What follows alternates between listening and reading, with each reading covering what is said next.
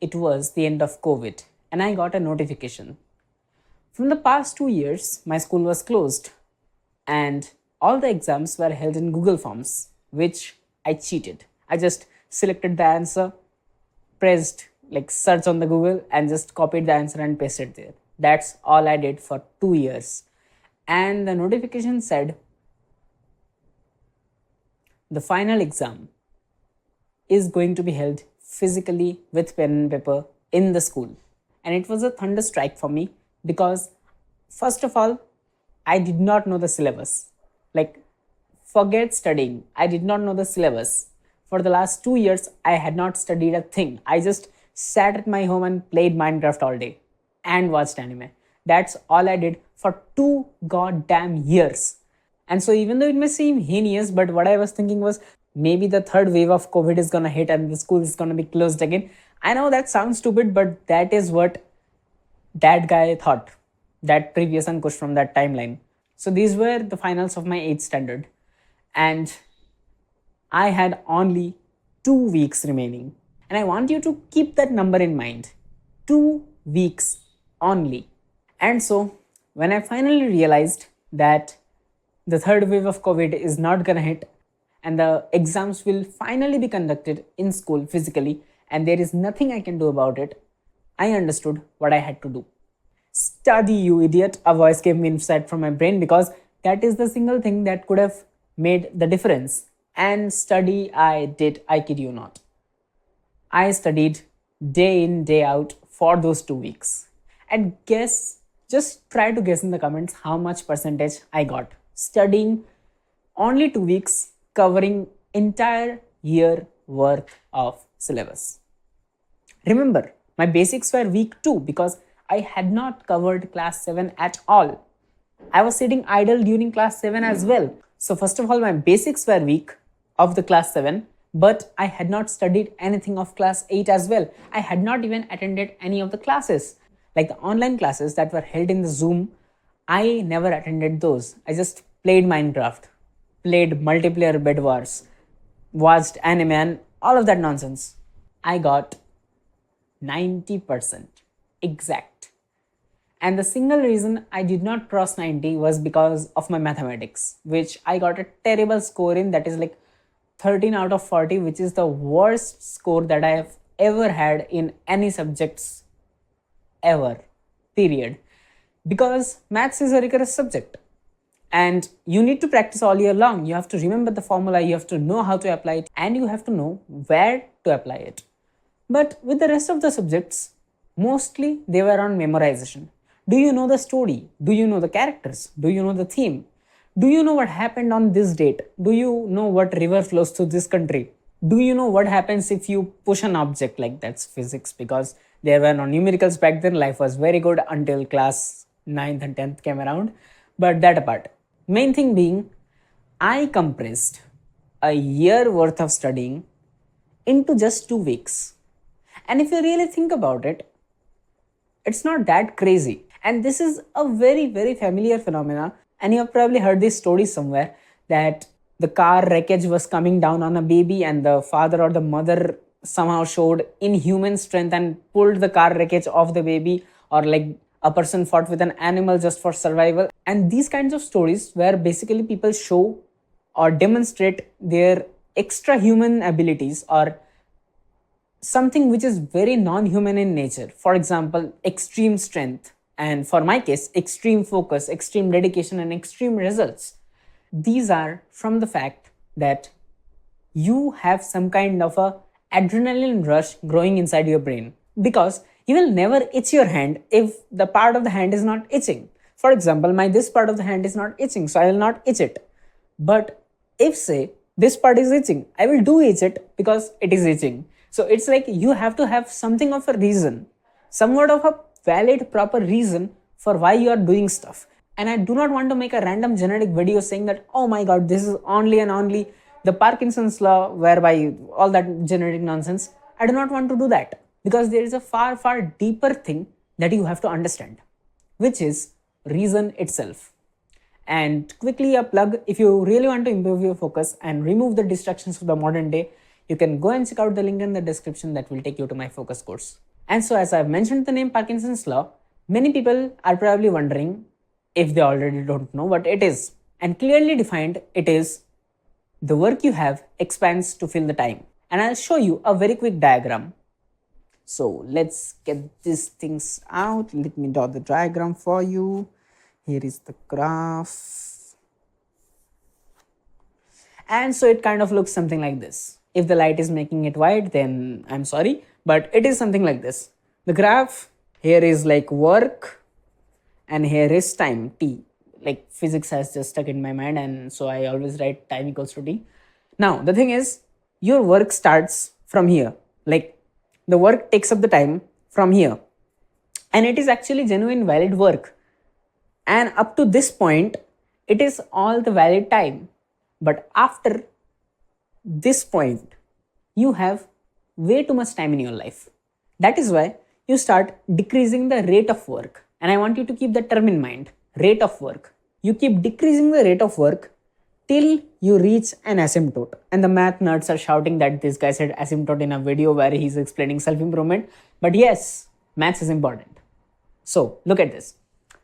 You're approaching an asymptote and the task is never finishing. If you reached 0, the task would have finished.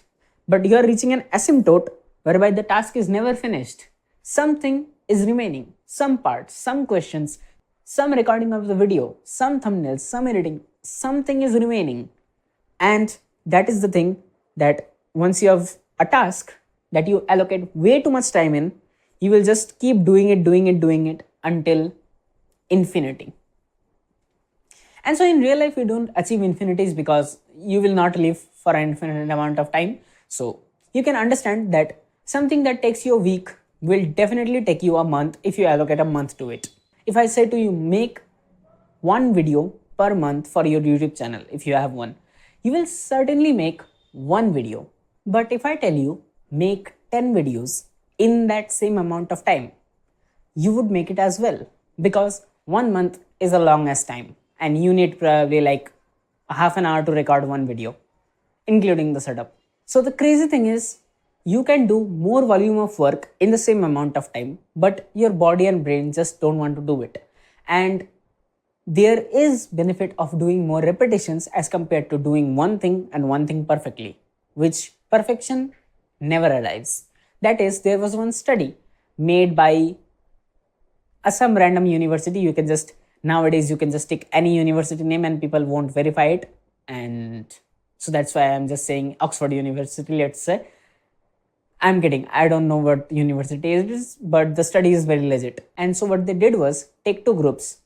They told one group, hey, go and make one finest clay pot. You're only allowed to make one.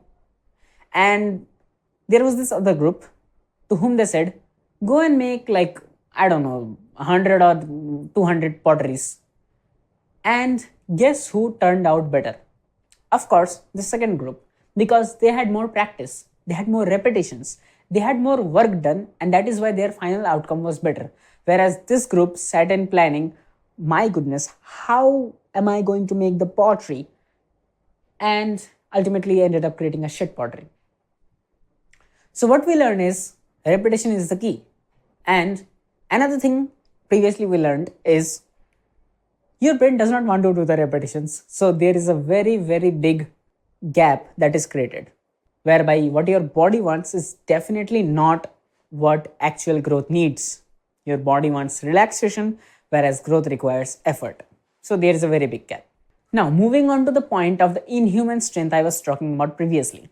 And these are definitely not the isolated cases of just intense focus or intense strength, because they happen more than you think. And these are powered by the same psychology of compressing what actually work is into the time which needs. What I mean is, let's take the example of a bicep curl. So when you are doing a bicep curl set, let's say 10 repetitions, while you are doing at least the first 5 or 6 repetitions, you will not really feel any proper pain in your biceps, because first the 6 repetitions are just like kind of warm up. When you will actually feel the proper pain, you can say, of the repetition is from repetition 7 or 8. The 7th, the 8th, the 9th, the 10th, these are the repetitions where you will actually feel pain and discomfort, while you will feel the lowest on the 7th and the highest on the 10th one. But what is actually happening is you have to understand at the molecular level, you are not really getting the benefits from the first 6 curls. Neither you are getting the benefit from all the time you invested in the 7th, 8th, 9th, or 10th. What you are actually getting benefit from is that tiny amount of seconds where you are experiencing pain. Those 1 or 2 seconds in the entire bicep curl of 10 reps, and a 10 rep bicep curl is approximately, let's say, 1 minute and 30 seconds. You are just getting the benefit of probably like 2 or 3 seconds of actual pain, or maybe 5 seconds if you are very slow in your movements, which is good, which is a totally separate topic. But let's say you're getting just 5 seconds out of these 90 seconds of bicep curls that you're doing, and then a rest period. So for about 3 minutes of effort, you're just getting 5 seconds of output, which actually matters in the long run, because that output is the thing, that pain is the thing that will make your muscles grow. So you have spent all this time, but you have only gained a little bit of, and I'll call them improvement points. And so for these improvement points, what happens is large amount of time does not guarantee large amount of improvement points. The only thing that guarantees improvement points is actual work done. It's not exertion, it's actual work done on your muscles and the stress applied. Similarly, in the moments that you hear about this insane focus, like my 2 week story, it is the same thing, but the thing is they have toned down the time and increased the intensity at the same time. So their improvement points are flying through the roof. In the bicep curl analogy, the improvement points are stacking up very slowly, whereas in that 2 week, I am stacking up as much improvement point as possible because I am just focused on the work. I have nothing else distracting me, and I'm solely giving all my attention span to the work task, which is actually helping me to get that shit done. So, how do you actually get improvement points? See, you have learned the concepts, but if there is no practical application of the concept, then there is no point in learning the concept. And so, here it is. Step number 1, set a damn reason. Like, why the hell are you studying without even knowing why you are studying? There has got to be a very peculiar or specific point for you why you are studying, let's say. Maybe you want to get into the top institutes. Maybe you want to land a proper job. Maybe you want to become a certain kind of person in the future. For example, let's say, I don't know, the typical doctor or engineer or astronaut or something like that, for which you need the degree, and that is why you are studying. It can be anything. It can be any valid reason for you. It does not have to be valid for the society. It does not have to be valid for me. It does not have to be valid for anybody except you. If it is valid for you, it's valid. That's it, period. So get your reason. Why the hell are you actually working on the thing you are working on? Do you like it? Do you think it will earn money? Do you think you will look good? Do you think you will impress someone? Do you think you are actually contributing to humanity in any manner? Why do you think you are doing XYZ? And if the reason does not align with your actions, that is the clear sign that you are doing something wrong. Because if you are really motivated, if you really wanted a great physique, you would not be sitting 16 hours a day and not doing any workout and not eating healthy. Not doing exercise will be more painful to you than doing the exercise itself, because you know the results are going to be good. The results are going to be in my favor. So if you do not really want something from the bottom of your heart or the bottom of your brain, if you are being biological, then you should not feel any opposition from your brain or your body. If you really, really want something, your body will try to actually achieve it rather than stay away from it. Because most people are really good at consistency, and I know that's a shock because most people think they are not consistent, but they are very consistent at being not consistent, which means they are very consistent at being mediocre. Do you want to stay that same? If you do, that's definitely up to you. But if you are someone who does not want to stay that way, then you have to truly dissect the reason why you want a change in your life. Do you hate something about your life? Do you want something that someone has? Do you want a particular lifestyle, or whatever the reason may be?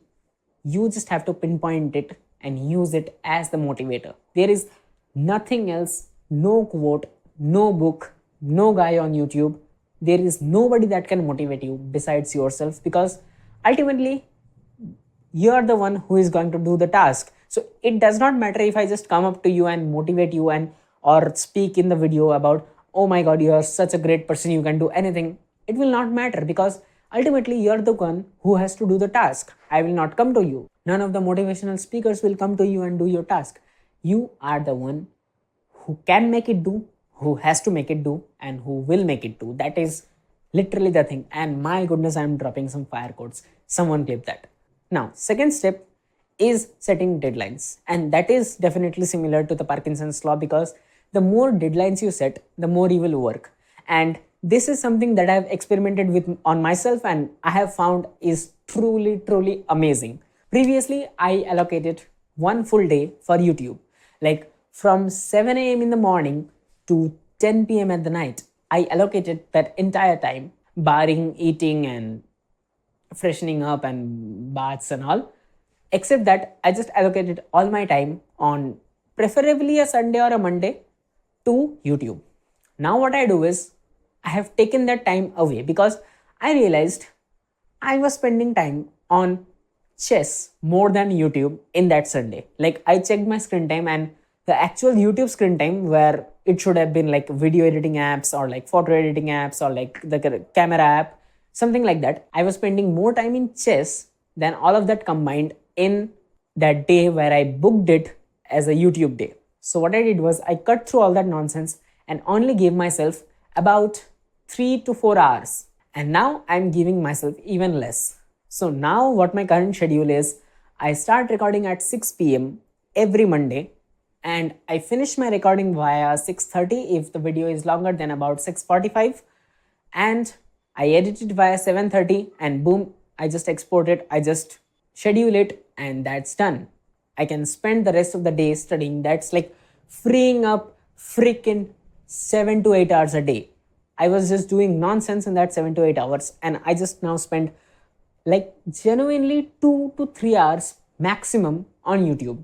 Like it is supposed to be my entire way of getting and achieving money and achieving financial freedom and achieving success and whatever else it is, but I just spend 2 hours per fucking week, not even per day, per damn week. And I could definitely scale it to per day, but currently with the JEE preparation and all, it is not really working in my favor. So that's a little bit of insight into my life. But nonetheless, I just took 5 minutes, conjured up all the ideas, all the stories I'm going to tell, all the things I will say, and I just did an extempore, because most of the things that I'm saying in the video or I have said in the video already are not in that script. In that script, I just basically have, let me actually tell you some behind the scenes. In that script, I basically had the story, the Parkinson's law, the part where I tell about that people having these extra human abilities sometimes, and that's it. And also a little bit of set deadlines. But I yelled and yapped for like over currently 25 minutes, because I can just do extempore and I know I am good at it.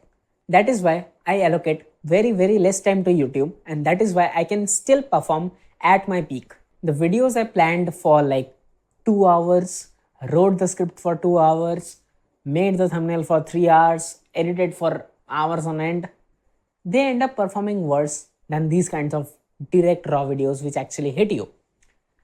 So this is something you can use. And if you are really, really interested and actually serious about this entire journey of how to focus better and how to actually get less distracted from the modern day bullshit. So these are two things, mind you, separately.